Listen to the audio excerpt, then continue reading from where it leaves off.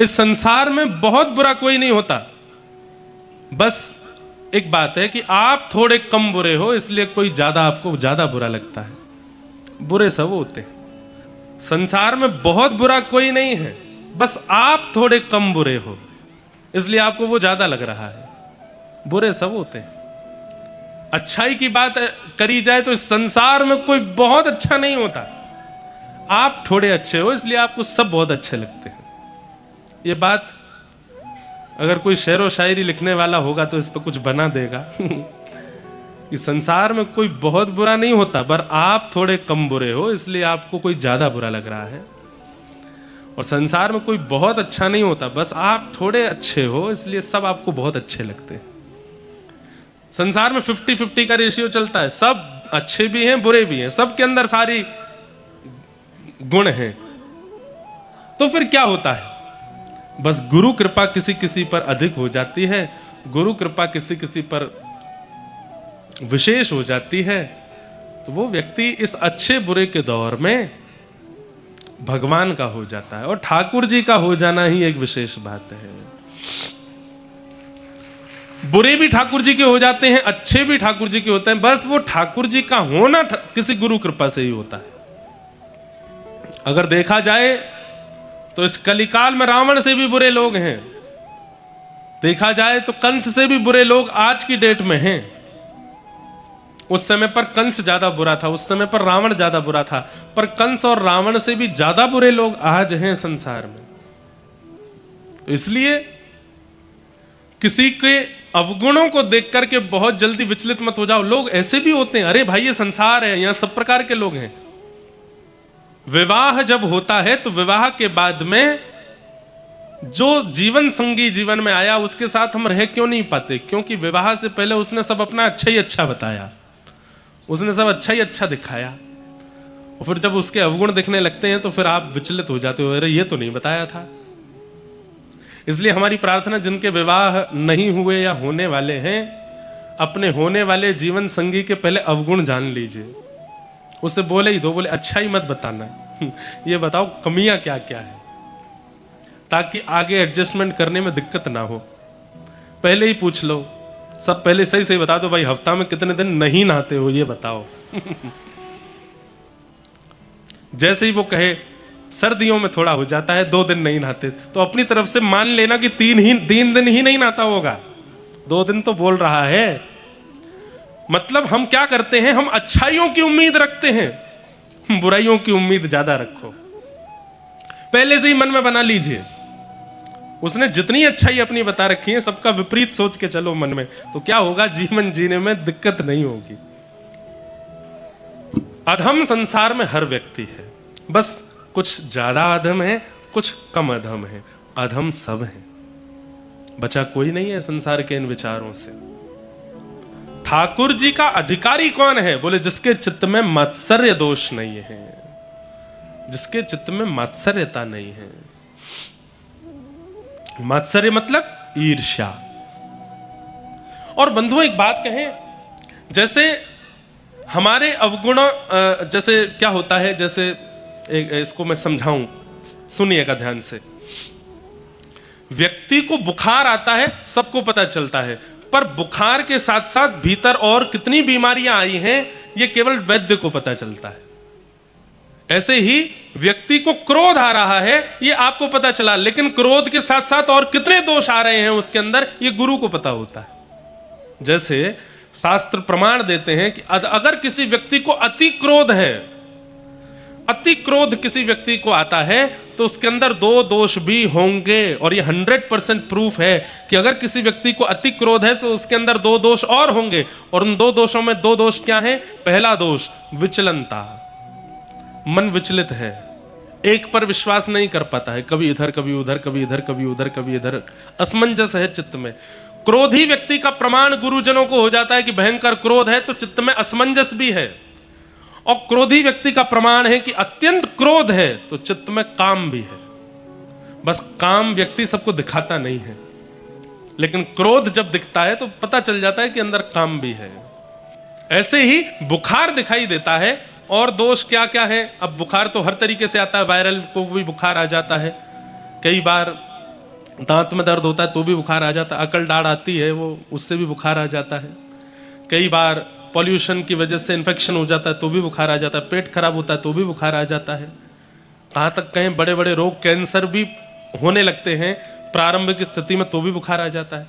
तो बुखार तो सबको पता चलता है, लेकिन बुखार से मूल दोष क्या आया है ये केवल वैद्य को पता चलता है। ऐसे ही काम, क्रोध, लोभ, ये सबको दिख जाने वाले जो दोष होते हैं ये तो बाह्य प्रमाण है, पर भीतर और क्या क्या आया है ये गुरुओं को पता होता है।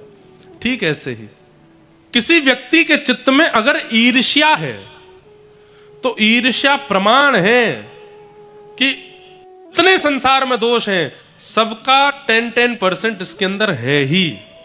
ईर्ष्या प्रमाण है इस बात का।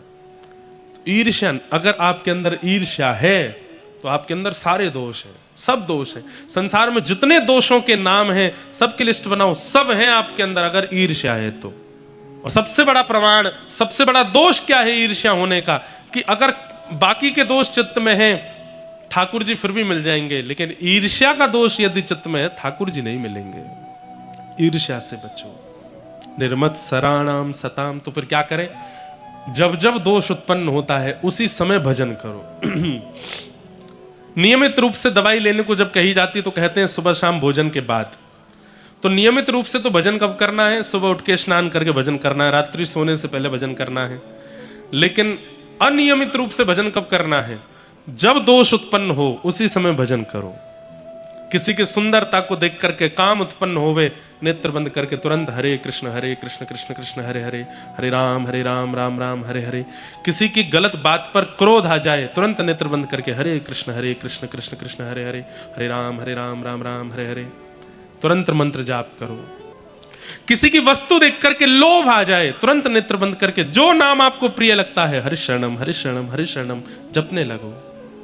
किसी के प्रति अत्यंत मोह हो जाए, तुरंत नेत्र बंद करके श्री कृष्ण शरणम मम, श्री कृष्ण शरणम मम, श्री कृष्ण शरणम मम। दोष उत्पन्न होने पर औषधि ली जाती है, नाम औषधि है। दोष उत्पन्न होने पर उसको ले लीजिए। नियमित रूप से तो सुबह शाम लेनी ही है, सुबह शाम माला करनी ही है, पर अनियमित रूप से जब दोष आवे, अरे ऐसा भी करो क्या, अब बाहर निकलते हैं ढकेलों पर दुनिया भर के पकवान बन रहे हैं, कहीं पर छोले भटूरे बन रहे हैं, कहीं पर टिकिया पानी पूरी बन रही है, कहीं पर झालमुड़ी बन रही है, मुंह में पानी आ रहा है। कभी जभी खा लो कोई बात नहीं, लेकिन रोज ही बाहर का खाने का मन होता है, यह भी एक बहुत बड़ा दोष है कि नित्य आपको अपनी रसोई से बाहर का ही भोजन प्रिय लगता है। यह एक बहुत बड़ा दोष है। हम लोग इसको बहुत सामान्य रूप से ले लेते हैं कि भाई ठीक है बाहर खाने का मन तो सबका होता है, पर महीना में 1-2 बार की छूट है। पर किसी व्यक्ति को हर हफ्ते बाहर खाने का मन होता है, हर 2 दिन बाद कुछ बाहर खाने की इच्छा होती है। यह भी एक दोष है कि बाहर खाने की इच्छा यह चित्त को बिगाड़ती है। अन्न से आपकी गति निर्धारित होती है, अन्न से। इसलिए आपने देखा होगा कई महापुरुष वो अपने पानी भी साथ ही लेके चलते हैं, वही पीते हैं जो घर का है। सब जगह का पानी पीते। कई लोगों को देखा होगा कुएं का ही पानी पीते हैं। एक महाराज जी हमारे संपर्क में हैं, वो तो आज उनकी 95 एज हो गई, आज भी कुएं का पानी पीते हैं, आज भी कुएं के पानी से नहाते हैं, कुएं के पानी से बने हुए प्रसाद पाते हैं। कई भागवत वक्ता ऐसे हैं जो आज भी केवल गंगा जल का ही प्रयोग करते हैं। दुनिया के किसी कोने में चले जाएं, पूज्य श्री मुरारी बापू वो तो आज भी गंगा जल में ही प्रसाद पाते हैं। गंगा जल की ही रोटी बनेगी, गंगा जल से ही सब्जी बनेगी, सब कुछ गंगा जल। इसका प्रभाव क्या है? मन की शुद्धता, विचारों की शुद्धता, ख्यालों की पवित्रता, ये सब अन्न से आती है। लिख लीजिएगा, आप हफ्ता लगा लीजिए, 1 सप्ताह घर में नहीं खाना, रसोई में नहीं खाना, बाहर ही खाना है। 2 चीज होंगी, तन भी खराब हो जाएगा, मन भी खराब हो जाएगा, दोनों खराब हो जाएंगे। तन को भी रोग लग जाएगा, मन को भी रोग लग जाएगा। जो काम, जो क्रोध, जो लोभ पहले इतनी जल्दी नहीं आता था, वो बहुत जल्दी आने लग जाएगा। एक कथा मैं सुनाता हूं, सुनिएगा। एक महात्मा थे, वो सप्ताह में 1 ही दिन भोजन करते थे, बाकी के 6 दिन व्रत पर रहते थे। व्रत मतलब केवल जल पीते थे। तो एक गांव में उन्होंने एक बूढ़ी माताजी का घर निश्चित कर लिया। बूढ़ी माताजी अकेली रहती थी और रुई की बाती बनाती थी, वो बाती जाकर के विक्रय करती थी, उससे जो धन मिलता था उसी से अन्न खरीद करके घर में प्रसाद बनाती थी, भगवान को भोग अर्पित करने के बाद स्वयं पाती थी, और सप्ताह में 1 दिन वो महात्मा घर आते थे, उनको पवाती थी। आज वो महात्मा जब प्रसाद पाए और प्रसाद पाने के बाद जैसे ही घर से निकले तो एक परम सुंदरी सामने से जा रही थी। महात्मा वैसे तो सबको देख करके नेत्र नीचे कर लेते थे, पर आज उस सुंदरी का रूप देख करके आसावरी, उस सुंदरी का रूप देख करके महात्मा ने नजर तो नीचे कर ली, लेकिन उनके मन में ख्याल आया कितनी सुंदर है, इसका रूप कितना सुंदर है, एक बार और देख लूं। और जैसे उन्होंने दोबारा नेत्र उठा करके उसको देखा, अब वो युवती तो चली गई, लेकिन महात्मा सोच में पड़ गए, मेरी आयु 70 की हो गई, पिछले 40 वर्षों से मैं भजन कर रहा हूं, ऐसा पहले कभी नहीं हुआ कि किसी का रूप देख करके मैंने दूसरी बार देखा हो और उसका रूप देख करके मेरे मन में सुंदर है ऐसी भावना उत्पन्न हुई हो। आज केवल सुंदर है इसलिए मैंने दूसरी बार देखा, कल इससे भी बुरा कुछ होगा, कल और कोई विचार मन में आएगा, और कोई क्रिया मन में आएगी, और कुछ हो, उससे पहले मुझे इसका इलाज करना पड़ेगा। भगवान श्रीमद् भगवत गीता में अर्जुन से कहते हैं, भगवान कहते हैं ध्यायतो विषयाम पुंसः। अर्जुन, व्यक्ति जब विषय का चिंतन करता है, विषय भोगता नहीं है, केवल सोचता है, कमरे में पड़े पड़े बिस्तर पर लेटे लेटे किसी विषय भोग का चिंतन करता है, वहीं से ही उसका नाश होना शुरू होता है। अर्जुन बोले कैसे? तब भगवान कहते हैं विषय का चिंतन आज किया, पर कल वो विषय का चिंतन उसको करवाने के लिए ले जाएगा। जैसे आपने, अब मंच से मैं जितना बता सकता हूं उतना बताऊंगा। आज आपने सोचा पानी पूरी, आहा, बिस्तर पर पड़े पड़े सोच रहे हैं चटपटा पानी, उसमें मिर्च डली हुई है, आहा, मुंह में जाते ही पानी, गोलगप्पा गप से जैसे हम खाएंगे खट्टा खट्टा पानी, आहा, मन कितना खुश हो जाएगा, मुंह बिल्कुल आनंदित हो जाएगा। आज आपने केवल सोचा, ध्यायतो विषयाम पुंसः संगस्तेषु पजायते। अगले दिन से क्या होगा? तब भगवान कहते हैं वो जो कल रात में सोचा था वो कैसे मैं कर पाऊंगा, इसके लिए आप प्रयत्न करने लगोगे अगले दिन से। और संगात संजायते कामः, एक दिन क्या होगा, आज जो आपने सोचा कल से आप लग जाओगे कैसे करूं, 2-3 दिन में आप उसको कर लोगे, आप उसको कर लोगे। और जैसे ही आप करोगे उससे क्या होगा, आपके चित्त में और कामनाएं प्रकट होने लगेंगी। आपने पानी पूरी का सोचा, 3 दिन के अंदर पानी पूरी जैसे ही आपने अपने मन को दे दी तो मन क्या सोचेगा, अब ये मेरा गुलाम हो गया, मैं इसको जो सोचवाता हूं ये तुरंत सोच करके मुझे दे देता है, अब ये मेरा गुलाम हो गया। अब मन क्या करेगा, उसी रात्रि को कुछ और सोचेगा और उसको प्राप्त करने के लिए आप पर प्रेशर डालेगा। अब आपको चलते फिरते उठते बैठते आपके चित्त में, अब तो इंटरनेट इतना बुरा हो गया है, एक एल्गोरिदम नाम की चीज आती है, उसमें क्या होता है, आप जो बातें करते हो या जिसके बारे में सोचते हो या सोच करके जिसको आप बताओगे, आपने जैसे मान लीजिए सागर की बातें की, आप अपना फोन खोलोगे तो सागर की चीजें दिखने लगेंगी आपको। सागर में ये मंदिर है, सागर में ऐसा तालाब है, सागर की रोड ऐसी है, सागर में कथा हो रही है, सागर में ये हो रहा है। ये अब फोनों में ये नियम शुरू हो गया है, गूगल आपकी बातें सुनता है। आपने टिकिया के बारे में सोचा, पानी पूरी के बारे में किसी से कह दिया पानी पूरी, तो आपका फोन पानी पूरी दिखाने लगेगा आपको। होता है ना कईयों के साथ, वो एल्गोरिदम ऐसा हो गया है फोन का। आपने जो सोचा 3 दिन में आप उसको कर लोगे, एक बार करने के बाद अब मन कुछ और सोचवाने लगेगा। अब फिर जो आप सोचोगे आपका मन आप पर प्रेशर डालेगा, ये भी मुझे करना है, ये भी मुझे करना है, ये करवा मुझसे। लेकिन आप अपने मन को रोकोगे तो मन क्या करेगा, आपको क्रोध दिलाएगा, आप चिड़चिड़ा जाओगे। कामात क्रोधो विजायते, फिर क्रोध आएगा। क्रोध क्यों आ रहा है? क्योंकि आप कुछ करना चाहते हो, किसी को पाना चाहते हो लेकिन नहीं पा रहे हो, तो क्रोध आएगा। और फिर क्रोध से क्या होगा, तो भवति सम्मोह, क्रोध मोह को जन्म देगा। मोहात स्मृति विभ्रम, मोह से क्या होगा, बोले बुद्धि विभ्रम हो जाएगी, भ्रमित हो जाएगी। और स्मृति भ्रंशात बुद्धि नाश हो, फिर क्या होगा, बुद्धि का नाश होगा। और जैसे ही बुद्धि का नाश होगा, सब पता है आपको, अच्छा क्या है, गलत क्या है, सही क्या है, गलत क्या है, ये अच्छा है, ये बुरा है, सब पता होगा, लेकिन फिर भी आप वो करोगे जिससे आपका नाश हो। और बुद्धि नाशात प्रश्यति, व्यक्ति का नाश हो जाएगा। इसलिए चिंतन से बचो, बुरे चिंतन से। एकांत में जब भी होते हो उस समय प्रयास करो कि कोई दूषित संसारी चिंतन आपको छेड़े ना, क्योंकि चिंतन ही आपके जीवन का नाश करता है, आपको पता नहीं चलता। इसलिए एकांत में भी व्यस्त रखो स्वयं को, कुछ ना कुछ करते रहो। भागवत जी का कुछ श्रवण करते रहो, भागवत जी का कोई एक अध्याय पाठ कर लो, रामायण जी पढ़ लो, गीता जी पढ़, एकांत मन को रहने मत दीजिए। आप जैसे ही मन को एकांतिक करोगे तुरंत मन में कोई विकार उत्पन्न होगा।